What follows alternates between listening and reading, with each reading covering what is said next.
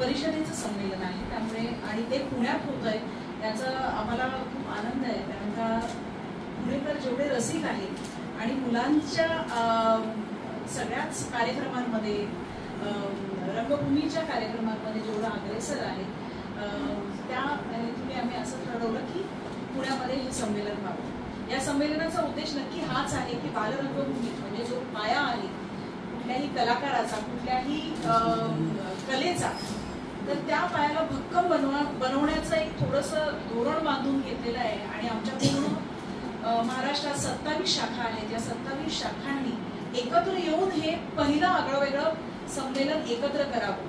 नाहीतर दरवेळी प्रत्येक शाखेचं संमेलन दिलं जातं, पण हे संमेलन तसं नसून सगळ्या 27 शाखा बालरंगभूमीच्या एकत्र आलेल्या आहेत आणि सगळ्यांनी आम्ही मिळून हे संमेलन पुण्यामध्ये करतो.